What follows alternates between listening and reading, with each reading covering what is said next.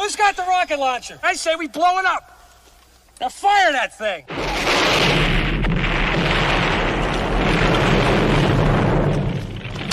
For the city of sports, playing with a giant Nick. With my man S. God. That's him. You feel the vibe? That's me. We going live. That's us. That like button shared, you been subscribed. Stadium. That MetLife, Big Blue, home of the Braves. Yeah. That turnpike, you can see that's where the game's played. NFL one day, then it's the NBA. Madison Square Garden, that's where the Knicks play. This that NY Logan, North don't get broken. Legalized, mean this shit smoking. I'm on topic, dropping another episode. The game winner, trade, maybe a field goal. Everybody right now doing the wave. You tune in, the show called The Man Cave. I see the chat, they always doing their thing. Big views, 85 inch screen. The game's on, you rush and bleed. Remain calm, you on the road and chill. Do the watch along, the show's on. The host, you know it's S-God. It's no telling the panel filled with guest stars. You're now rocking with the voice, you know what it is. It's your boy J Boogie. You're now rocking with my man S-God. I support him to the fullest, you heard? My man Mike Blaze. This is Alter Productions. What that mean, we about to alter everything that's playing. Tune in. My man S.God. Support the show. Subscribe, share it. Most importantly, hit that like button. Salute to the orange and blue skies, man. You already know what the vibes is, man. Tonight, man, is Knicks basketball, Knicks talk, Knicks at night tonight, man. Every Monday is going to be back every Monday at 7:30 p.m., man, talking Knicks basketball, man. Talking about the end of the season, man. Talking about what's going to happen in, free agency, draft, and all that stuff, what the Knicks got to do in order to get themselves right back to where they just left from, you know what I'm saying? But, hey, man. I know the season didn't go the way everybody expected to. Knicks fans a little disappointed. Thought we was going to go further than, the Eastern Conference Finals, but it wasn't to be, man. Hey, the better team won. The Pacers won in a 6-game series, man, beating the Knicks 4-2 in the series, man, to advance to go play the Oklahoma City Thunders for the championship starting Thursday night in the NBA playoffs, man. But, hey, man. I want to thank everybody for tapping in, man, to the Man Cave podcast, as well as the Aboriginal Sports Network, man. The link is right there in the chat, man. Our one centralized location for all of our content. Make sure you go subscribe to all the great content creators, myself, the Man Cave podcast, as well as Big Pass Sports Talk, Unpopular Opinion Sports or NYG, Coach Ed Gladney's Amazing World of Sports, also Leaf Diggy, Mets 2128, also TP Way the Giant, Deception, as well as Delay of Game. Also Rob R0B, man, and my man Ghost Dog. Make sure you go and tap into them guys, man, all day, man. It's like, hey, we're back here again. But as Knicks fans, like I said, man, hey, we take our lumps and we just keep on ticking. You know what I'm saying? The season didn't go the way that we wanted it to go, but hey, it is what it is, man. We are here now at this point, man.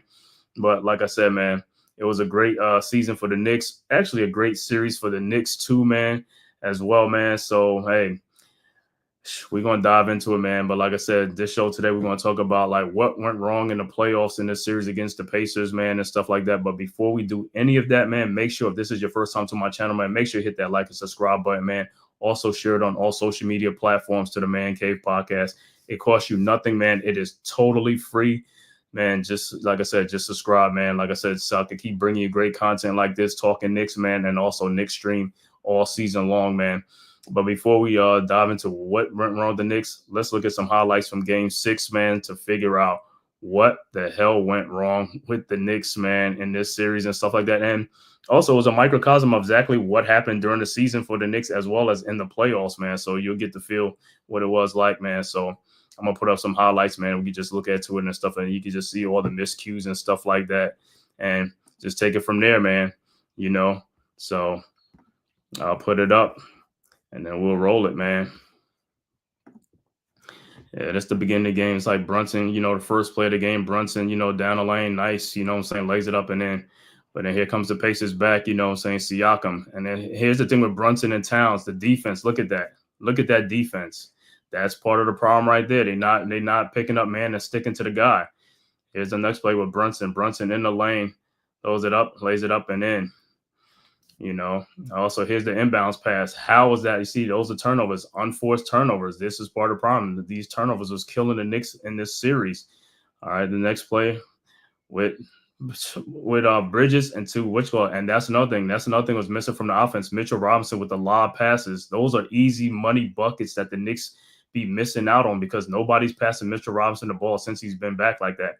All right, this next play, Brunson in the lane, throws in the corner. Bridges finally hits a three. Now it's early in the game, but he's been missing a lot of 3-point shots in this series. Here's an out of bounds play. Again, another missed defensive assignment. Can't be missing those defensive assignments. Here's another play. Neesmith, wide open. Where's Towns or Brunson? See? They get caught up again between those two. And here's another play in there. Neesmith, wide open. Kick out. And there's a shot. Like I said, defensive miscues again. Other play. Bridges to Towns. Daddy could do that, but he misses the three. Out to Robinson. Back to Brunson to Cat. Here goes another one. Around the screen. With Cat.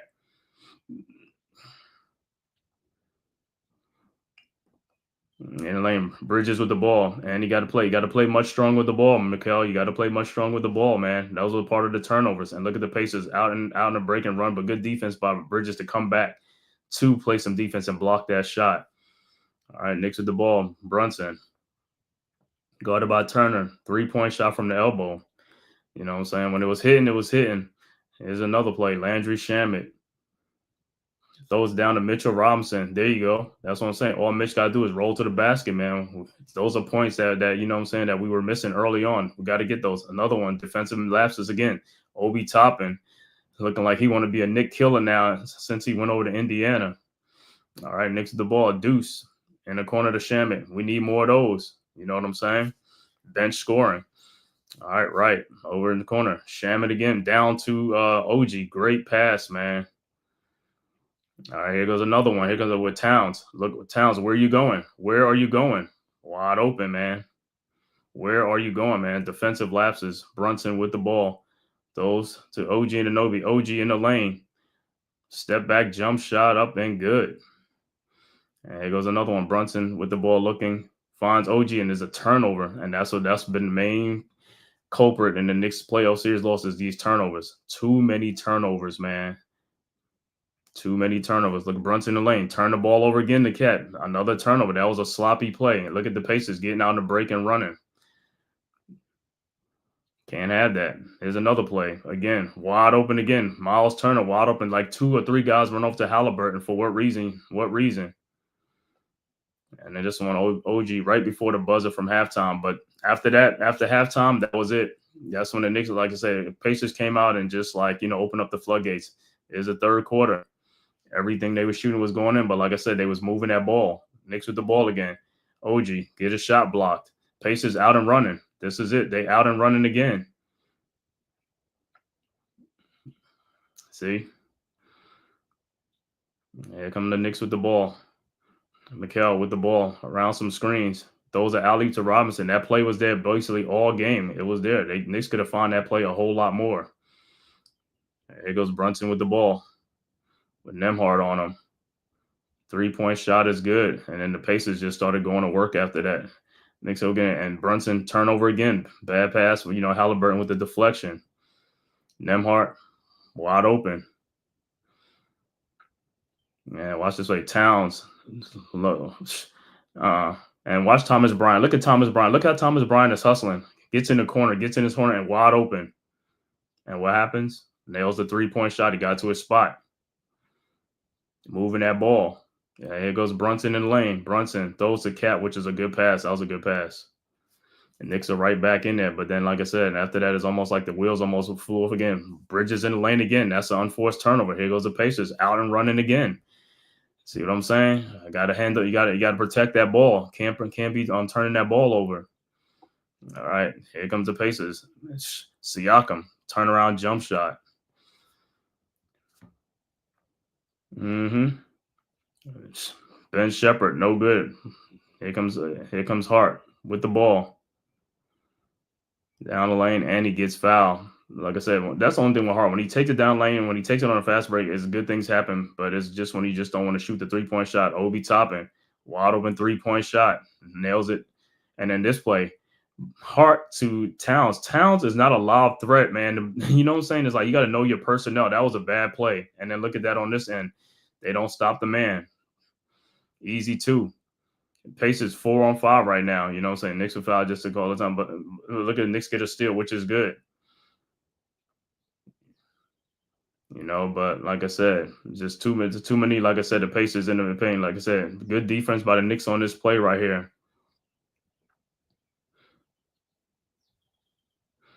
That was an and one, which is a good play by OG Anunoby.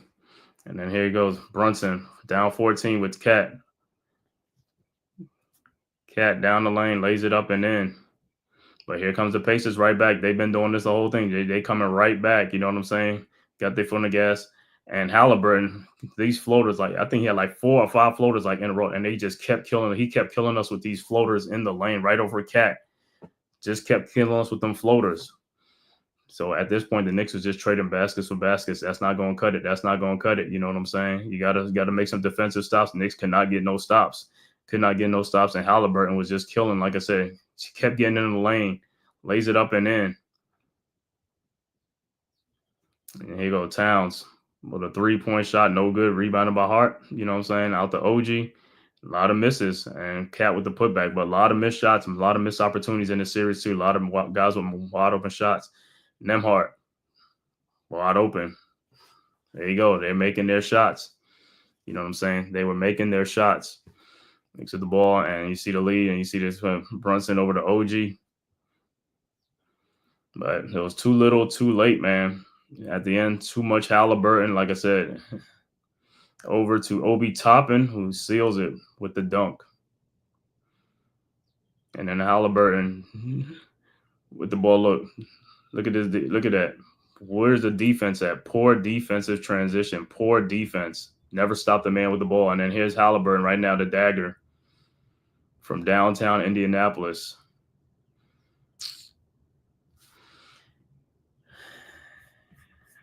And that, what I said, bro, that was what it was, man.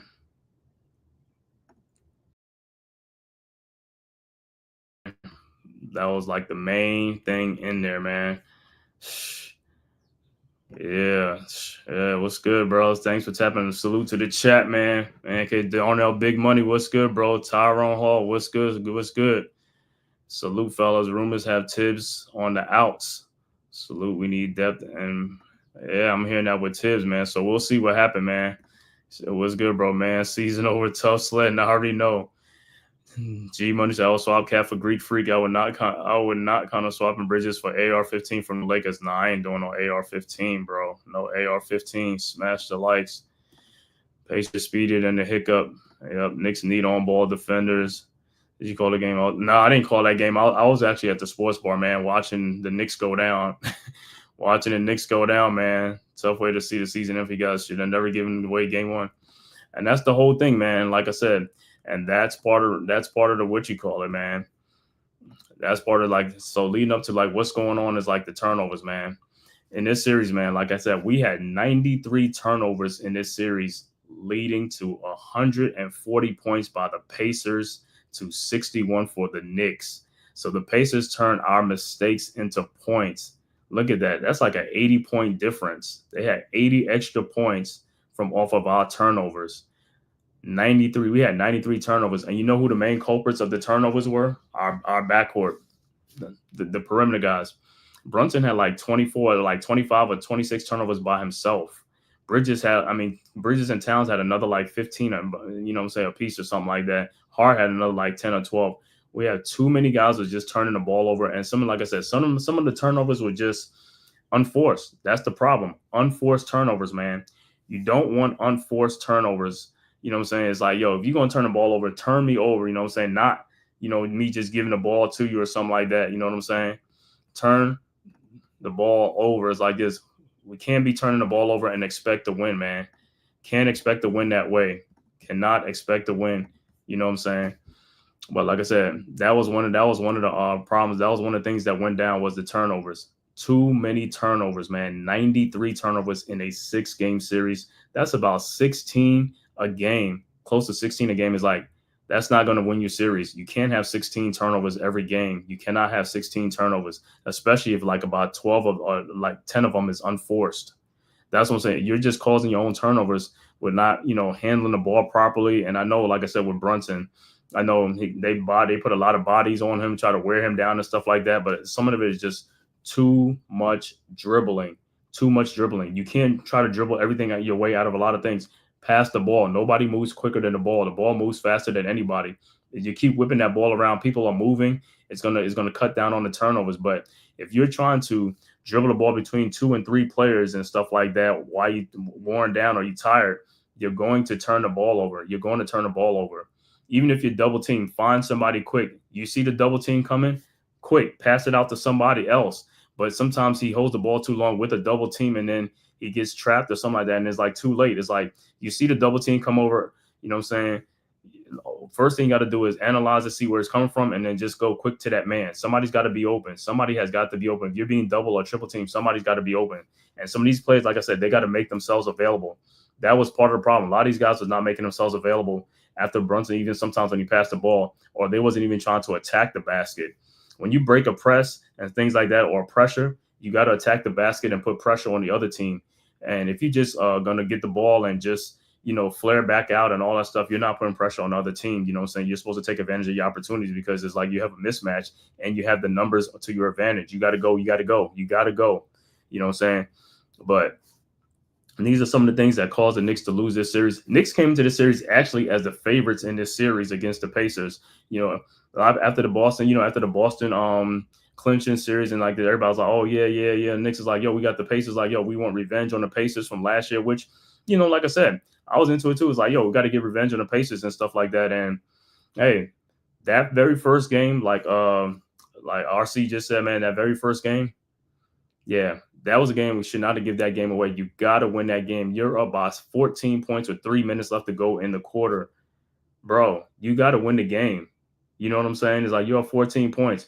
What you do? You started missing free throws. Then you decided you didn't want to play defense on pick and rolls. And they came down and they got a pick and roll on every possession and got 3-point shots over because the Knicks failed to get over the pick and rolls. They did not want to get over the pick and rolls. They want to stay back and have 2 guys guarding 1 player. For what reason? You got to fight over those screens because guess what? They was making 3-point shots. You got to stop their momentum. You have got to stop their momentum. You can't just let them keep shooting threes because either you're tired, you don't want to go out there, but at the end of the day, that's your man. Somebody has to pick up that man. Every man is accounted for. So if you're just sitting there, you don't want to play defense, that's what happens.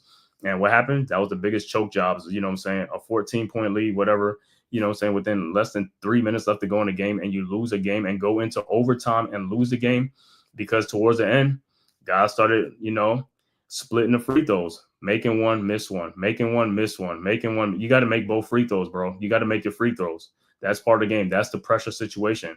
That's what happens. Pressure bust pipes. You got to see if you're a pressure player. You got to, you know what I'm saying? That's what I want to see. How you going to make your free throws at the end of a game? You got to make these free throws. If you want to win games and hold off teams, you got to win games. You got to win these games. And free throws is a big part of it. You got to make those free throws. You can't like split the pairs and stuff like that. And these are from good free throw shooters. This ain't from like Mitchell Robinson.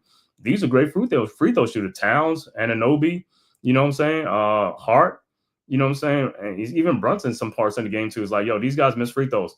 And in that game 1, we missed 12 free throws. We were 28 of 40. We made 12 free throws in that first game. That's another reason why we lost that first game, because of all those missed free throws and those damn turnovers. And we refused to play defense in the last 3 minutes of the game at the fourth quarter because guys didn't want to get out. The guys didn't want to fight over screens and didn't want to get out there and do some things, and all that stuff. Is like, bro, it's 3 minutes left to go in the game. All you got to do is just, for the home stretch, just go all out so you could win that game. It doesn't make any sense to be leading the whole damn game and then lose in overtime or lose the lead at the end of regulation in the fourth quarter because you don't want to play defense at the end of a game. You don't want to play defense. I mean, and they coming down and doing the same damn thing every damn time. They was coming down on pick and roll defense to get wide open 3-point shots. And what the Knicks was doing, they were sitting back on the defense because they did not want to do it. They don't want to get out there and play defense. You know what I'm saying? And me, like I said, I don't know if the Knicks had timeouts or not, you know what I'm saying? But this is where Tom Thibodeau as a coach, you need to call a timeout and rip into those guys when they come off the court and stuff like that, into that huddle, and let them know this is a damn game. We got to win this game. You know what I'm saying? It's like, if you don't want to play, we'll put somebody else who wants to play. And you know what I'm saying? And if some of those guys was tired, take some of those guys out, put somebody else in. But part of the problem is because you let them play the whole fourth quarter, you didn't take them out. You should have took some of the starters out early in the fourth quarter and then bring them back in. But sometimes with Tibbs, he'll keep them in the whole fourth quarter, and that's what it is. It wears them down because then he doesn't trust the bench. He doesn't want to bring nobody else in, you know, and that kills the team. But like I said, in that instance, all we had to do was make free throws. If we'd have made our free throws in that first game, that would have been an easy win for us because we let that game. I mean, we was in control of that game for most of that game, majority of that game. Out of 48 minutes, we was in control for like 46 minutes or 45 minutes, and we lost that game towards the end and into overtime. And we even still had a chance in overtime to win the game, but didn't make shots again. You know what I'm saying? Couldn't make shots. You know what I'm saying? What's good, Coach? Peace and blessings. Thank you for the great question. But the focus should be towards improvement for next year. I hate Indiana more than Boston. Yeah, it is. I mean, I know the next one will be on, you know, coming up, but this one is just for the playoffs and what went wrong in the playoffs. The series, yeah. I mean, the season is over, but only to lament about what happened in this series. Like I said, a series that the Knicks should have won, could have won, but like I said, they just didn't put their best foot forward to win this series. You know what I'm saying? Too many miscues. But like I said, turnovers. One of the biggest factors was turnovers. We had 93 turnovers in this game, leading to 140 points by the Pacers to us getting only 61. So they were 80, but close to an 81 point difference. That's the thing, 81 point difference that we just gave away to the Pacers because we was turning the ball over. We was being too casual with the ball and not playing strong with the ball. And yeah, some of it could have been some fouls in here and there, which is, you know what I'm saying, which is possible. But at the end of the day, there was a lot of careless passing by some of these dudes. Like I said, you know, jumping up in the air, turning around and throwing the ball to who? Nobody's there. You know what I'm saying? You just turn the ball because you want to get the ball out of your hands. That's not going to cut it. You know what I'm saying? That is not going to cut it. You got to be much more precise with the ball, man. You cannot keep turning the ball over. But like I said, that was one of the factors that led to this series losing 93 turnovers in a 6-game series. That's about 16 turnovers a game. 16 turnovers a game is terrible, you know, for a 6-game series. But the most egregious part, it was by your perimeter players who had majority of the turnovers. Over half the turnovers by the perimeter players. Brunson alone had 24 or 25 turnovers. Mikal Bridges had another like 15. Karl Anthony Towns, another like 16, 17. Josh Hart, like about 11.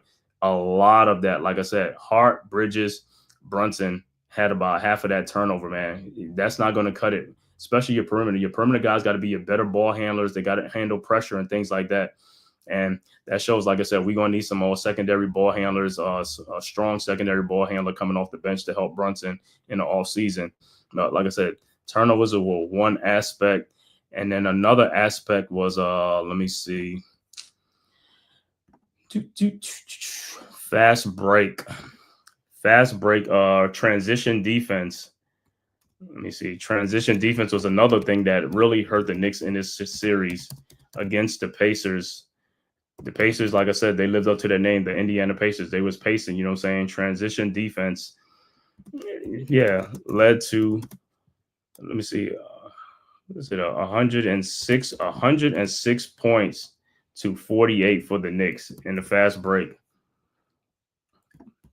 100, yeah, transition defense led to, Pacers had 106 points off of transition defense. The Knicks only have 48. That's a 58 point difference. So basically, they get an 80 point difference on turnovers. Then they get a plus 58 on transition defense. That's a lot of damn points. That's 130. That's like over 138 points outscoring us on just transition defense and turnovers. I mean, come on. That you're not going to win a game like that. So they have 138 extra points. And you know what those points are? Those are easy points. They ain't work for those points. You know what I'm saying? They got turnovers and they just like got out on a break.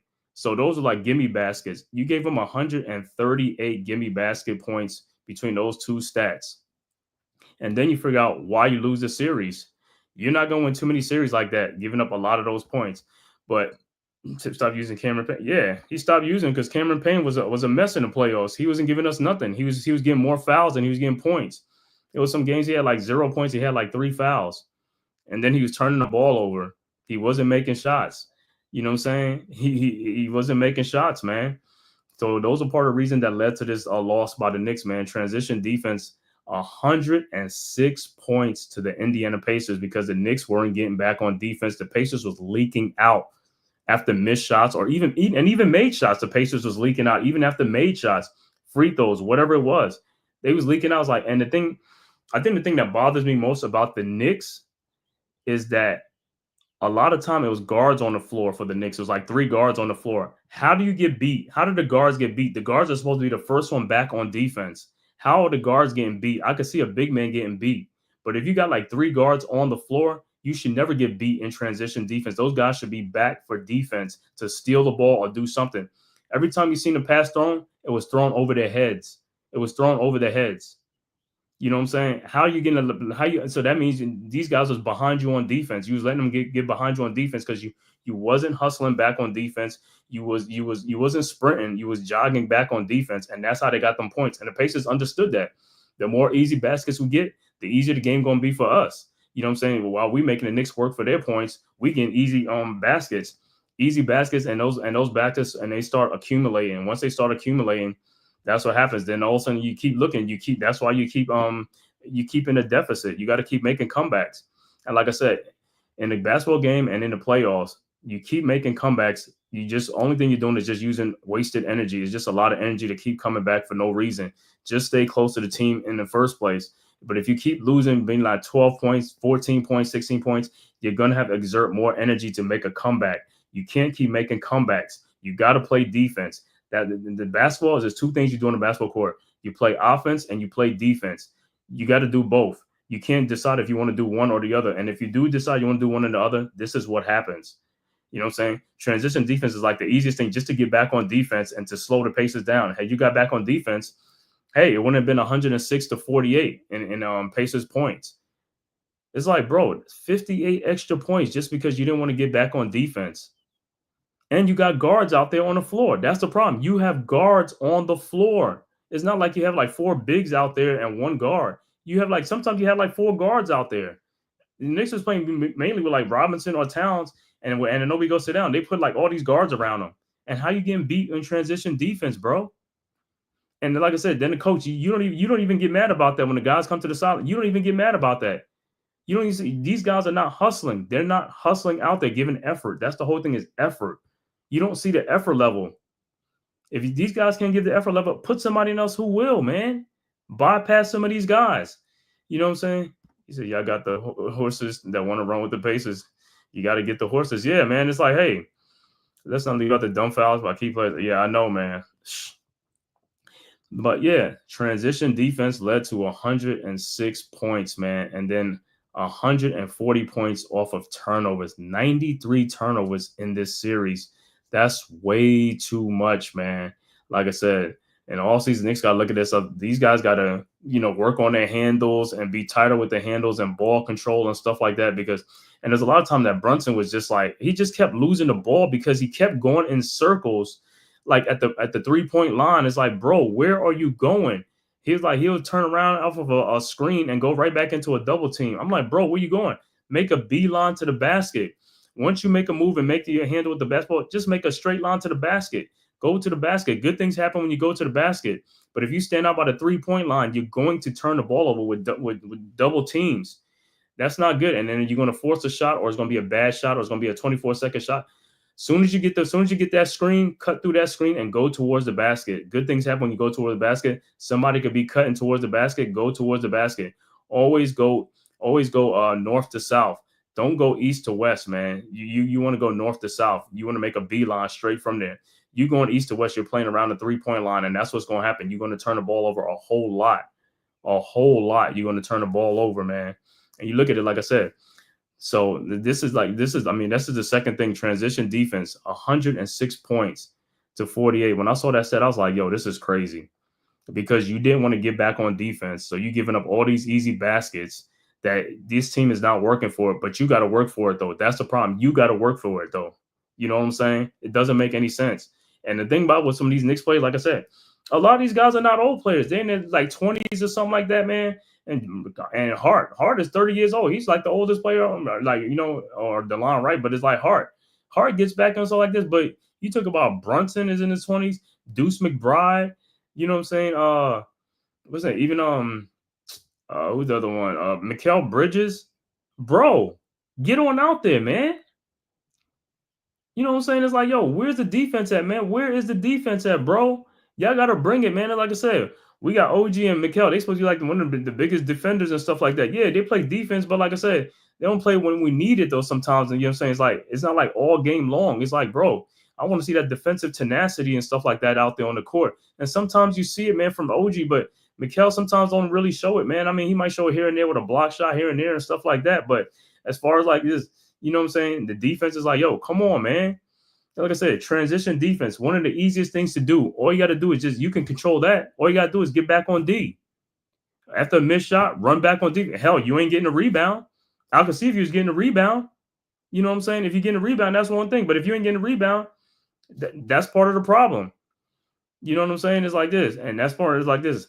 Turnovers, transition defense. Like I said, those are like two of the stuff that really, really killed the Knicks in this series, man. They just killed the Knicks in this series with like this. It's like, yo, that's unacceptable, man. That is unacceptable. Transition defense led to 106 points. And then you wonder why we sitting at home. Because if we had 106 points to their 48, yeah, we'd be advancing right now. You know what I'm saying? But couldn't do it, man. Just could not do it. So that's like the second thing. Another thing that killed the Knicks was rear its ugly head again. It's free throw shooting. Free throw shooting, man. That's why it's called free throw. It's free throw shooting. It's free. Go there and make the basket. Go and make the shot. Go and make the shot. You know what I'm saying? Go and make the shot. That's all you have to do. It ain't that hard. It's not that hard, man. Go and make this. And that's why I say it's free throws. It's like guys was getting up there and they clanking the shots. Like, what are you doing? What are you doing? You know what I'm saying? Free throw shooting. It's like in that first game, like I told about in the first game, we were 28 of 40. We went to the free throw line 40 times, which is a lot. We went 40 times. We only made 28. Mikal missed 2 free throws in the first half. Then after that, everybody else started missing free throws. They started splitting free throws. Make one, miss one. Make one, miss one. Listen, in a free throw game, you shoot 40 free throws. I could see if you miss like 4 or 5. You know what I'm saying? Like that. But you're supposed to hit at least about 34 free throws in that first game. You know what I'm saying? He said, "There's a lot, Brunson. Where you going?" Yeah, man. But yeah, it's free throw shooting. Another thing, like I said, in the offseason, like I said, guys got to work on their free throws, man. Free throws, like, yo, all it is just concentration on the free throw line. Just concentrate on that line, taking your time and shooting that free throw. You ain't got to rush the free throw. Take your time and shoot the free throw, man. Free throw shooting is very important in the playoffs. You got to make those free throws. The more free throws you make, the easier, like I said, the better the outcome is going to be, man. You're going to be right there in a lot of games if you make a lot of free throws. And especially if you go to the free throw line 40 times. I can see if you only went to the free throw line like 20 times. You went 40 times. 40 times and you made 28 and missed 12. You missed 12 free throws. And a lot of those 12 free throws were crucial free throws that were not being made. 12 missed free throws. That cost us game 1. Game 1 was, like I said, that was the game right there. It's like, hey, a lot of things went wrong in that first game. The missed free throws, the poor defense, like I said before. And like I said, guys getting out hustle, don't want to get back, don't want to play defense, transition defense and stuff like that. Don't want to get around screens, don't want to, go through picks and stuff like that. Hey, and that's why you're sitting at home. But like I said, free throw shooting, like I said, and it said Knicks are like one of the better free throw shooting teams when they get to the line, which, they get to the line. But like I said, so far at the second half of the season and into the playoffs, the Knicks ain't been shooting the free throw that good. You know what I'm saying? I see the game. I watch the game. And some of you guys are here. We watch the game. Hey, free throw shooting again. Here he goes. Like, the main culprits would be like that. Like the guys who's supposed to make free throws. Like Josh Hart missed a couple of free throws. Cat would miss a free throw. And Cat be missing. He missed a couple of free throws the last game. I'm like, bro, what are you doing at the free throw line? Just concentrate on the free throw line. Take your time and make these free throws. They count. You know what I'm saying? We need those free throws. Every point counts in the playoffs. You know what I'm saying? You got to make your free throws. Like I said, if you're a poor free throw shooting team, you're going to lose a lot of games, man. But like I said, if you can make those free throws, especially if you go to the free throw line a lot. You know what I'm saying? 40 times, that's a lot. That's what I'm saying. In a playoff, 40 times is a lot. You know what I'm saying? Usually the average probably like 25 or 26, but you get to the free throw line 40 times, that mean they was blowing that whistle, man. It's like, you be thinking like, oh man, we should have more free. Man, 40 free throws is a lot of free throws. That ain't nothing to sneeze at. But if you're gonna get there, like I said, you got to make the most of the opportunities. You know what I'm saying? 28 out of 40 is not, that's not good. That's like 60 something percent or something like that. We need for 40 free throws, like I said, you got to make like 33, 34 free throws, 35 free throws, 36 free throws. Yeah, you're gonna miss a couple here and there and stuff like that, but from your good shooters. And if I'm not mistaken, in that game, let me see, in that game, I think Mitchell Robinson in that game was like 6 of 6. I think he was 6. I think Mitchell Robinson was making his free throws. I gotta see that thing. I think Mitchell Robinson was making his free throws. Let me go back to that stat in that game, man. I think because I was like, Mitch is making his free throws, and we out here missing our free throws. It's like, oh hell, because that was like the hack of Mitch and stuff like that. Let me see what Mitch was in that game. No, that's Mitch was 0 for 2 in that game. There was another game that Mitch was like 6 for 6. I think it was game 2. It was like Mitch. I was like, look at Mitch over here making free throws, and you guys over here missing free throws and stuff like that. I have to see. It was one of those games that Mitch was making his free throws, and we weren't making our free throws. Man, I'm just like, come on, bro. We need this. We need these free throws. I think it was the game the Knicks won in game 3. Let me see. Yep. No, that was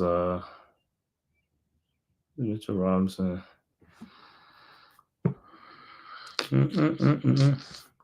Yeah, I know it was one of those games and stuff like that, man. It was one of those games like so I was like, oh my God, Mitch is making free throws, like something is gonna, heaven's gonna strike, you know what I'm saying? I said Mitchell Robinson making his free throws.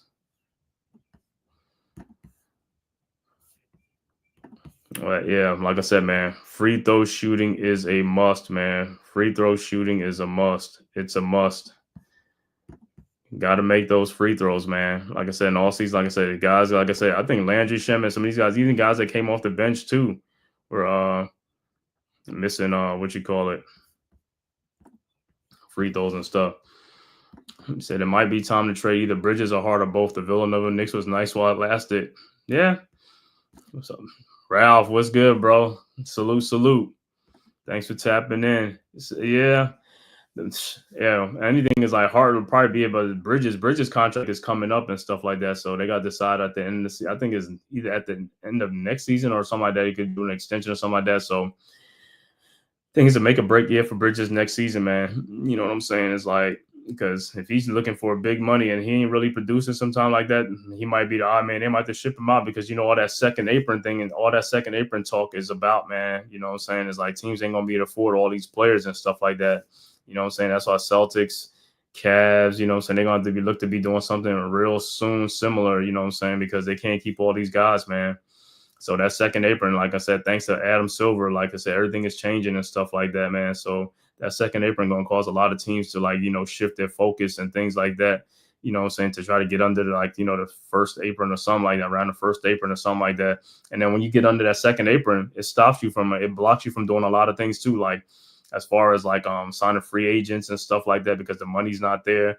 The mid-level exception is a lot of things that go into it. So, and sometimes if you close to it, man, then it's like something happens like in a draft or something like that. A second round pick or something can trigger the second apron, depending on what it is and stuff like that and how you go about it and stuff like that. So like I said, going forward, man, it's going to be very interesting within the next year or 2 years how the NBA is going to be shaped and see what guys are going to have to move off of teams and stuff like that.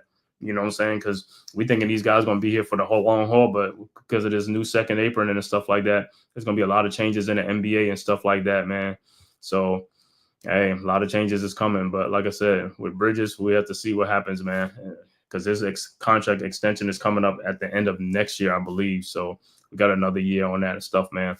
But like I said, man, yeah, so part of the things that led to this series loss was, like I said, first thing was the turnovers, then the transition defense. The free throw shooting was atrocious at sometimes in these games, man. That was causing us to lose some of these games, man. But like I said, those were like some of the main ones. But the main obvious one, man, was this next one is gonna be like defense. That Knicks defense, like I said, was hideous, man. The Knicks defense was hideous in this series against the Pacers, man. Like I said,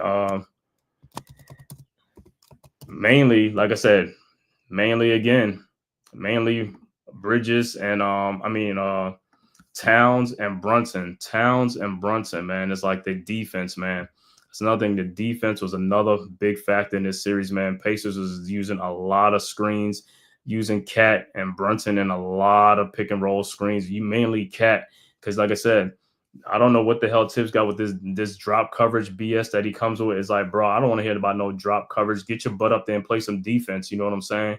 Stay to the man and stuff like that. What you dropping back to play who? It's like when you do a drop coverage, you in no man's land. You know what I'm saying? It's like you're not guarding nobody. You know what I'm saying? You said, why you think it's the apron era? You think it's when teams could be more competitive?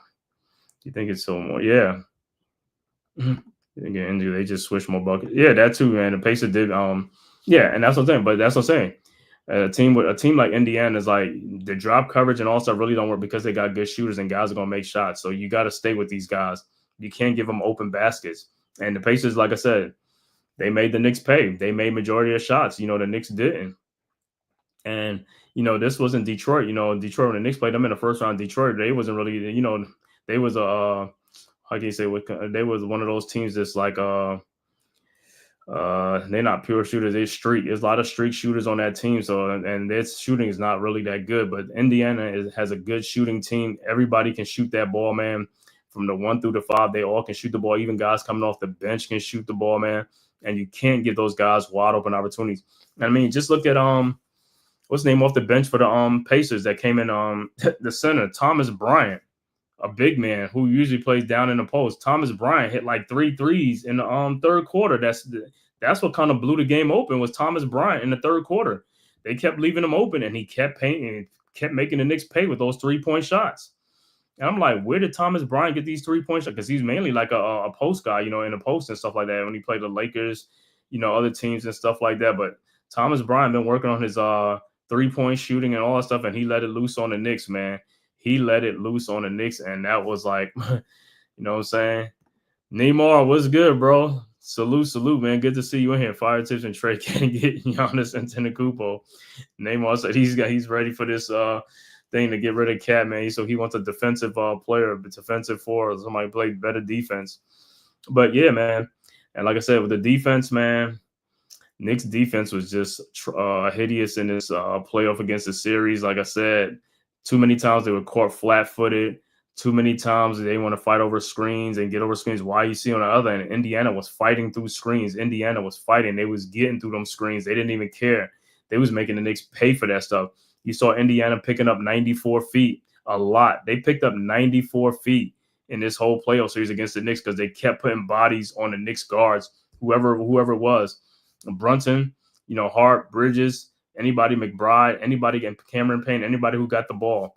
Anybody who got the ball, he said, Kevin Durant. Is it anybody who got the ball? They was putting bodies on them because, like, hey, they playing defense. They're going to wear you down. You know what I'm saying? They know eventually, is when you start getting worn down, you're going to turn the ball over sometimes and stuff like that. And then, like I said, with some of these Knicks guards, man, their handles are not too tight. They got to get tighter with their handles, or the Knicks, like I said, Knicks going to have to look for some strong secondary ball handlers and playmakers, in the offseason. And like I said, with this season, due to the Bridges trade and also the Towns trade, it took a lot of depth from the Knicks and stuff like that. So they're going to have to go in the offseason and try to retool and stuff like that. But you look at teams like OKC, Cleveland, Boston, Indy, these other teams. These guys been playing together for some years. You know what I'm saying? It ain't like they just play together. This is the first year. It's all these teams like with these players. You know what I'm saying? For the Knicks, the team that was there last year was not the same team this year. You know what I'm saying? Before the season, like I said. You know what I'm saying? If this was the team with RJ Barrett, Randall, and all these types, that's different. Them guys been playing together for some years. But these guys, like I said, before the season, Julius Randle trade, Dante DiVincenzo traded, Isaiah Hartenstein left in free agency. So Knicks had to make the Towns trade and it's like that. And that took away some of the depth and stuff like that, man. Because 2-3 years ago, man, our bench was one of our strengths. Our bench was scoring points. our bench could get with anybody off the bench. You know what I'm saying? We had Emmanuel Quickly and all these guys, you know, we ain't even worried about points coming off the bench when IQ was there and stuff like that, you know, but them guys are long gone now. So Knicks got to strengthen that bench in the off season, man, you know. But like I said, in this playoffs, defense was, like I said, one of the ugly strong suit for the Knicks. Was like, it was just ugly, man. The Pacers was tearing our defense apart, man. They was tearing our defense apart, man. It's just like, man, every time you look at it, man, it's like, yo, like I said, they was hunting guys on pick and rolls and stuff like that, getting backdoor cuts, you know what I'm saying? And Knicks was getting caught flat-footed and stuff like that. And that led to a lot of easy points for the Pacers, man. Knicks, like I said, in Austin, got to clean that up, man. You got to clean it up. You got to move your feet on defense. Stop playing with your hands. You got to move your feet on defense. You got to move that feet. Got to move your feet, man. You know, so that was one of those, like, it's a defense, like I said. And Coach Tibbs is known as a defensive coach, but his team, like 2-3 years ago, that the gritty Knicks, then the Knicks was known for grit, and also like last year that team was gritty and stuff like that. But now we more of a finesse team now. We more of an offensive team now and stuff like that. Not so much defense. Like I said, the team from last year, the year before, you know, Knicks was, like I said, Knicks was going to come at you with that defense and all that type of stuff. But like I said, some of them guys are long gone now. It's like, it's a different team. It's a different, you know what I'm saying? So we're more like a Boston with the 5 out and all this stuff, you know what I'm saying? And, you know, we're a finesse team. We're not no more the physical team. There's only some physicality on the Knicks. Is like Mitchell Robinson, Hart, you know what I'm saying? McBride, that's about it, you know what I'm saying? But they don't took away most of the grit, you know what I'm saying? So now it's just like, you know, guys is just soft, you know what I'm saying? Especially on the defensive end, man. You know, guys don't give that much effort on the defense. It's like, yo, and that's why they find themselves in trouble. They're getting scored on a lot because guys don't want to play defense. Or if they do play defense, it's soft defense. It's piss poor defense, you know what I'm saying? So it's like, yo, and like I said, Tibbs, you're known as a defensive coach. It's like, yo, what kind of defense you teaching these guys? Like, yes, it's like, yo, but these guys missing a lot of defensive assignments. You know what I'm saying? They missing a lot of defensive assignments. And I'm looking at this guys like, really? You're not calling these guys? You're not taking these guys out? You're not calling and chastising these guys on the sidelines? You know, saying to pick it up and stuff like that, man. Guys are giving piss poor effort on defense, not getting back, giving up layups and stuff like that, giving up and ones and stuff, soft fouls and stuff like that. I'm like, man, come on with this, man. And that's part of the reason, like I said, these are all part of reasons why the Knicks have lost the series to the Indiana Pacers. Like I said, in the playoffs, you got to get out of that regular season mode. You got to get into, like, you playing ball at the playground. Like you like you say, every man for themselves, or 21, every man for themselves on the basketball court. That's why you got to play like, you know, so you got to play rough, tough, and all that type of stuff. Fouls is nothing. You know what I'm saying? You got to put on your big boy pants. Like the late Kobe Bryant said, you got to put on them big boy pants. You got to bring it. You got to bring that energy. You got to bring that energy on the defense. Defense wins championships. Offense sells tickets. You know what I'm saying? But like I said, the next thing, like, yo, offense is going to keep doing. Offense is going to get doing for a little bit, but you got to play defense too. At some point, you got to dig down and find something and you know, and make some effort, concerted effort on defense. And part of defense is rebounding. And that's another thing with the rebounding. It can't just be Mitchell Robinson, Josh Hart, and Karl Anthony Towns. Everybody has to help out on defense.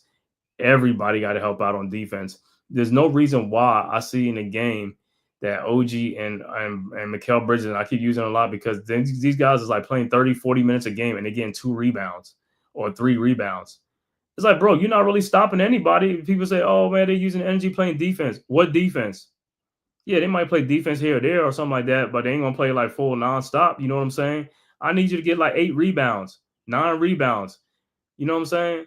That ain't too hard to ask from the forward position from OG and Mikal Bridges. With all them damn bricks the Knicks shooting out there, you can get like damn near 12 damn rebounds. You know what I'm saying? You should be getting 12 rebounds. You should be getting all the damn rebounds, but they don't make no effort to get the rebounds. And that's part of the reason why they be losing games. Because when you don't get the rebounds, you're giving up a lot of second chance and third chance points to the other team. That means you got to play defense a little bit longer, or you might foul somebody because you didn't want to get the rebound.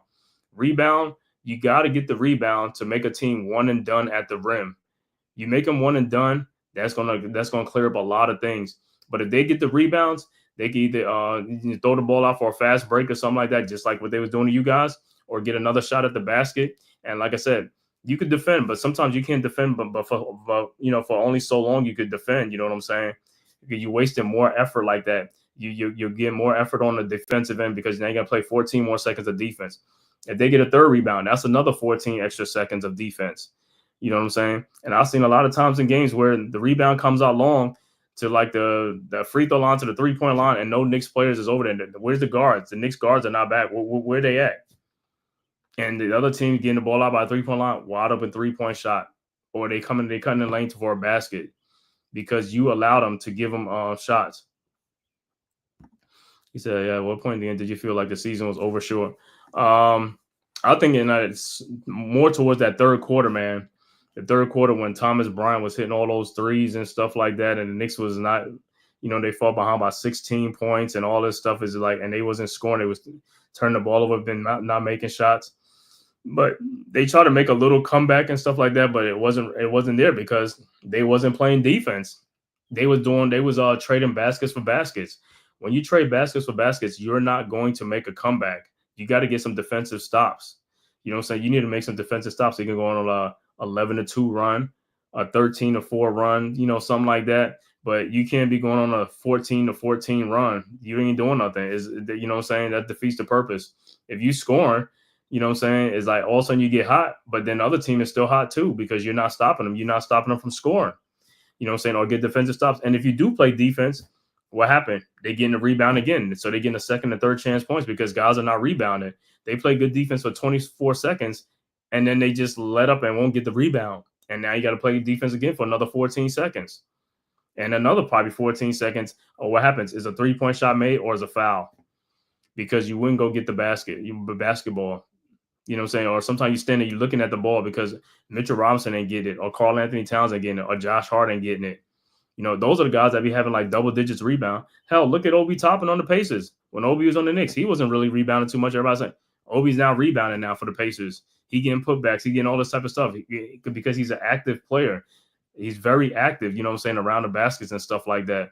It's like all it is, it depends on if the coach is going to hold you accountable. If he's not holding these guys accountable, they're not going to do it. You know what I'm saying? And I don't know why Tibbs do that. It's like he pick and choose when he wants to hold people accountable. It's like if you're going to be all in on something, you got to be all in. You can't be one way. You can't be in or out. You know what I'm saying? You can't be halfway in or out. You know what I'm saying? Be all in. And like I said, with these guys missing so many defensive assignments, a lot of these guys should be benched because I'll pull some guys on the bench. And he finally put Cameron Payne on the bench after like 2 or 3 games. Like, bro, you should have been pulled that game. That dude shouldn't even been playing in the Pacers series. You should have bypassed him and go to somebody else, which eventually he finally did. He went to Landry Shamet and DeLon Wright, which he should have done a long time ago because Cameron Payne, even in the Pistons series, he wasn't playing good. The Boston series, he wasn't really playing that good. You know what I'm saying? But Tom Thibodeau, sometimes his loyalty, that's what gets him in trouble, is this loyalty thing with some of these guys. Is like, yo, if that dude ain't got it, he ain't got it, man. Especially in the playoffs, you don't have time to sit there and play around with these guys. Either they're going to have it or they're not going to have it. You know what I'm saying? Find somebody else. You know what I'm saying? Hey, make them pay for it. They don't want to. If they ain't playing good, shit, give the minutes to somebody else. While they sitting there, they'll figure out why they not playing. You know what I'm saying?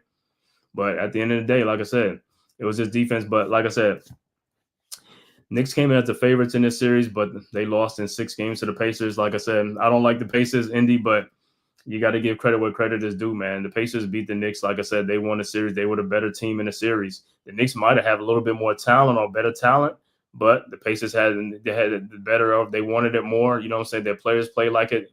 You know what I'm saying? You got to give them credit. They beat the Knicks. It's a series. That's what I'm saying. That's the thing with NBA basketball and college basketball. The difference is college basketball is a sudden death 1-game elimination where the best team in college basketball don't even win because on that one night, the other team might play their best. They might have the game of their life, and then that's it. And that's why them college basketball players be crying because it's 1 game, and, all the things they work hard for the season is over in that 1 game. And the NBA is different. It's a series. So it's not like, oh, I'm a better team than you. I'll show you, you know what I'm saying? Or, you know what I'm saying? But that's why you play a 7-game series and stuff like that, and the better team wins. Yeah, the other team might have been better, but that doesn't mean they're going to win.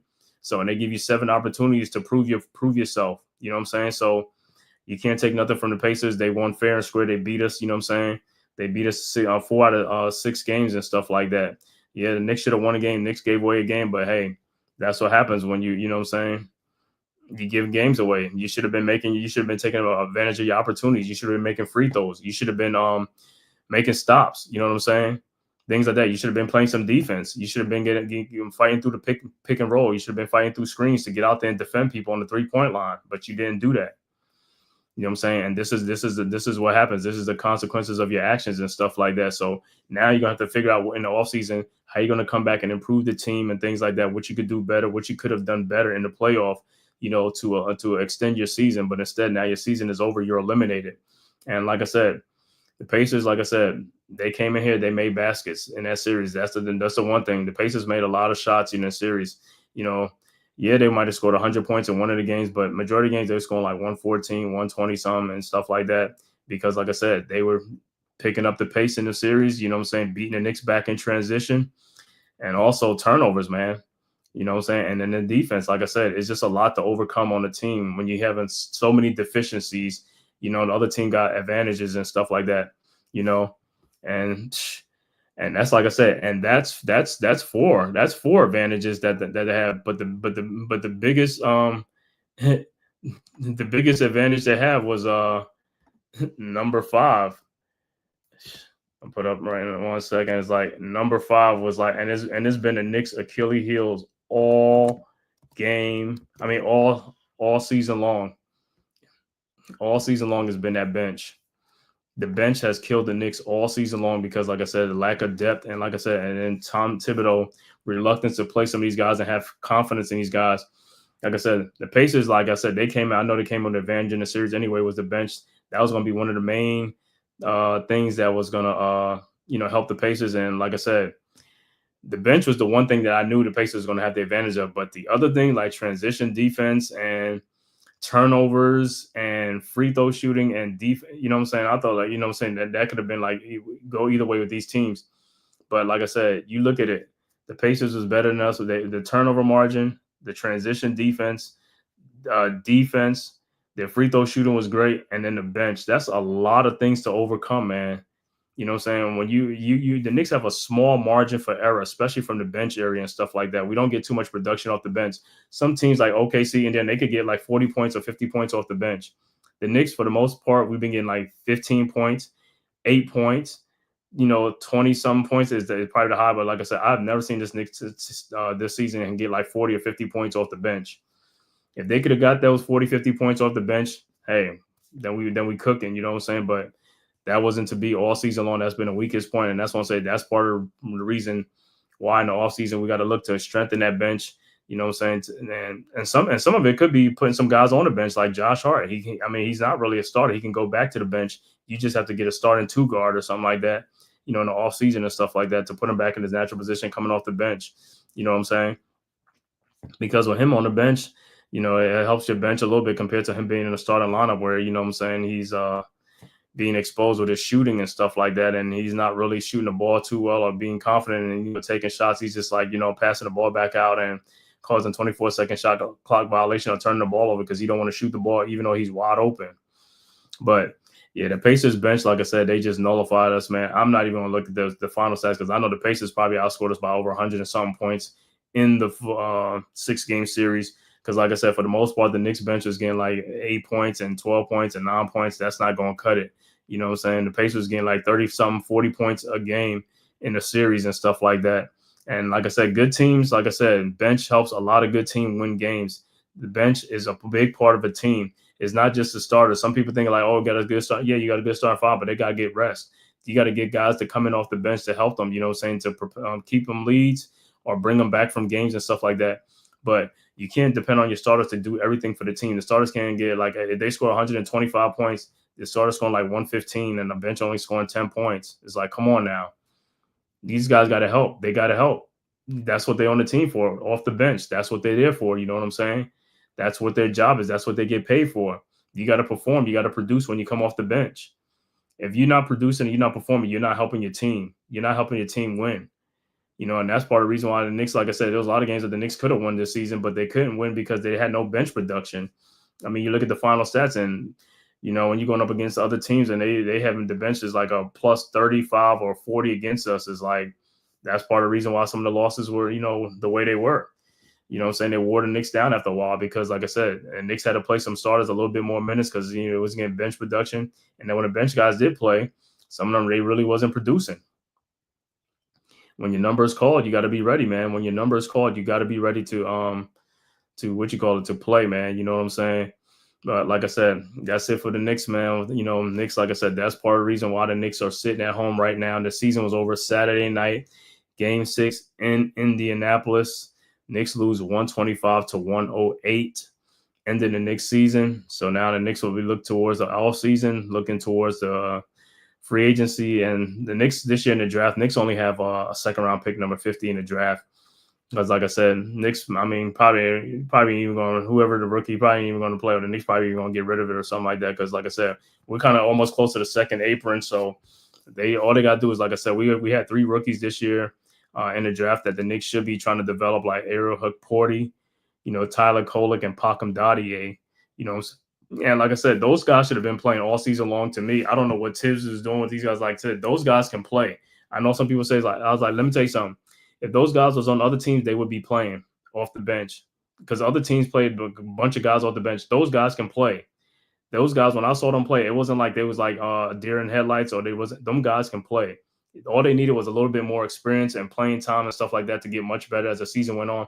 And that's what Tibbs should have been doing early in the season, playing those guys a lot. So that way, by the time the playoff comes, the bench would have been that much stronger and you could depend on those guys. You know what I'm saying? But Tibbs being Tibbs, shortening his rotation in game 1 of the season, you know what I'm saying? The first, I mean, guy playing 7 players in the beginning of the season. What are you doing? You know what I'm saying? Other teams are playing like 12, 11 players. You playing like 7. It's like, bro, that you play 7 like towards the end of the season, like the last 8, 9, 10 games to start shortening rotations or something like that. You doing it at the beginning of the season, wearing your team down some, you know what I'm saying? The starters and things like that. But yeah, the bench was, like I said, that was another deciding factor in this series, man. The bench, the Knicks could not overcome the Pacers bench, man. Like I said, I knew that was going to be too much for the Knicks, man, in hindsight. But sometimes if these guys could have performed, like if they could give us 25 or 30 points off the bench, it would have been great. But you can't count on that. You know, some games like Deuce McBride might come in. Like I said, one game he had 9 points. Another game he had 3. And 3 is like, bro, yeah, just coming to get in a bucket. Just one bucket, that's it. You know, between him and Payne, they getting like 6 points. I'm like, is this what we doing now? This what we doing? And it's like, bro, some of these guys are like, contract years is coming up. They're not even looking like the contract and stuff like that, man. It's like, yo, you got to be playing for a contract. It's not just you playing for the Knicks. It's other teams are looking at you too to sign you in the offseason. You know what I'm saying? This is your money. You know what I'm saying? You got to play like you want to, you know what I'm saying, get paid in the offseason. I thought dudes was going to be hungry, but some of these dudes don't even look hungry when they come in the game and stuff like that, man. And you watch these other teams bench players, and these guys are coming in hungry, and they scoring on every opportunity like it's like their last. I'm looking at these guys like, golly, man. It's like these guys coming in, they producing off the bench. I mean, everybody off the Pacers bench is coming in producing. They was producing. It wasn't guys coming up in here throwing donuts. Tony Bradley was coming in getting rebounds. Thomas Bryant hitting threes. Ben Shepherd, you know, and Benedict Mathurin really is a starter. But I know he comes off the bench to fortify the Pacers bench. But Mathurin, you know what I'm saying? It's like, come on now. You know, TJ McConnell, you know, the little lightning rod, you know what I'm saying? TJ McConnell was coming in and getting rebounds, you know, offensive rebounds. You know, TJ McConnell was out there getting rebounds that our guards wasn't even getting rebounds. That's what I'm saying. You can see it. TJ McConnell's a winning player. He knows how to play the game. He reminds me of Peyton Pritchard. Peyton Pritchard reminds me of TJ McConnell. Those guys are like feisty guys and stuff like that. You know what I'm saying? When they like a little ball of energy or something like that when they come in off the bench. You know what I'm saying? We need guys like that come off the bench. Deuce McBride, sometimes he has it like this, but other times he don't. You know what I'm saying? It's like, hey, but like I said, the main thing for the Knicks, like I said, these are the reasons why the Knicks lost, man. One was turnovers, was the main culprit. Turnovers, transition defense, poor free throw shooting, defense, and bench. Very little from the bench. I mean, it's been like that all season long. And, you know, like I said, Knicks fans know that's our Achilles heel is the bench. You know, so I thought them guys was going to surprise me in the playoffs, especially in this series, and do a little bit more, but they didn't, because the Pacers, like I said, the Pacers was not like a physical team, you know what I'm saying? They were more like the Celtics, you know what I'm saying, like a more finesse team and stuff like that. So I was like, yeah, these guys are going to get some opportunities. All they got to do is make the most of the opportunities, make some shots and things like that. That's all they had to do, you know what I'm saying? But they couldn't even do that sometimes, you know what I'm saying? And when they did do it, it was too little, too late, man. You know what I'm saying? But that's how it is. It's like, yo, but like I said, as the Knicks fans, like I said, the season is over, man. We finished top 3 in Eastern Conference, which is great. We got to the Eastern Conference Final. You know, last year we made it a game before the Eastern Conference Final. So we got a little bit further with this team. So next year, the expectation is going to be even higher now, you know what I'm saying, because we got to the Eastern Conference Final. But we'll see what they do in the offseason. We'll see what type of moves are made. If the coach should be back, like I said, Tiz more likely is going to be back because he went to the Eastern Conference Final. I know some people think like he may get fired, and hey, it might surprise me. He just may get fired, but we'll see what happens, man. You know, but like I said, in the offseason, we'll see what moves the Knicks make, but that'll be for the next show and things like that. This show today was mainly about, you know, this playoff loss and, you know, letting Knicks fans, you know, I know, like I said, it was a disappointment. It wasn't the outcome that we all wanted, but hey, things happen. Like I said, next year, like I said, these guys will come back better prepared and stuff like that. Like I said, they saw what happened this year. You would hope that they'll come back better prepared. They saw what happened this year and want to right the wrong and get to an NBA, play for an NBA championship and stuff like that, man. But I want to thank everybody for tapping in, man, for this live stream on the Man Cave podcast, courtesy of the Aboriginal Sports Network, man. Thank you guys for tapping in, man. If this is your first time to the Man Cave podcast, make sure you hit that like and subscribe button, man, and also share this on all social media platforms, man. It costs you nothing. It is totally free, man. Make sure you go and subscribe, and also go subscribe to all the great content creators on the Aboriginal Sports Network, myself, the Man Cave podcast, as well as Big Pat Sports Talk, Unpopular Opinion Sports, NYG, Coach Ed Gladney's Amazing World of Sports, Leaf Diggy, TP Way the Giant, Mets 2128, Ghost Dog, Delay of Game, also Rob R0B. Make sure you go and subscribe, man. I want to thank you guys. Shout out to the chat, man. RC Hawkeye, always support, man. Thank you from day one, bro. Neymar, thanks for coming through. Tyrone Hall, you already know what it is, man. Coach, yeah, I see you. You know what I'm saying? Gonna get that going on tomorrow, man. Full court press, man.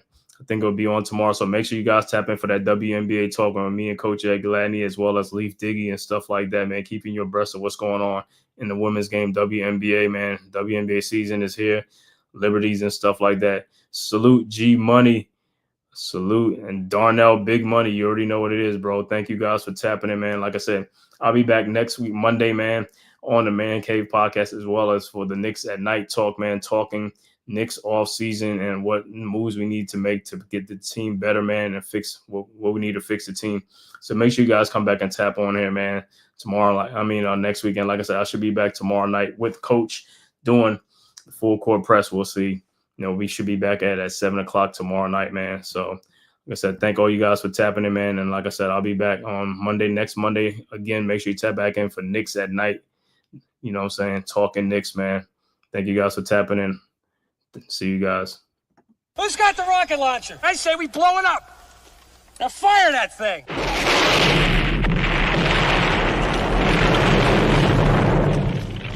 It's for the city of sports, playing with a giant Nick.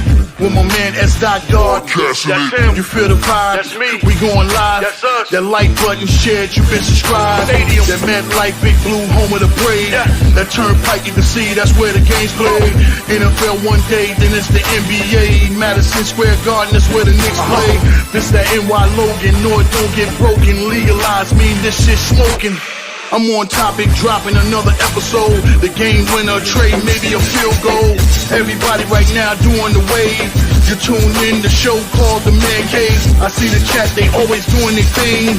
Big views, 85 inch screen. The game's on, you rush and bleed. Remain calm, you on the road and chill. Do the watch along, the show's on. The host, you know it's S-God. It's no telling, the panel filled with guest stars.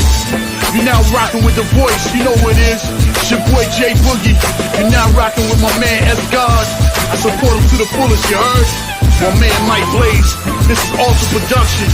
What that mean, we about to alter everything that's playing. Tune in, my man S.God. Support the show. Subscribe, share it. Most importantly,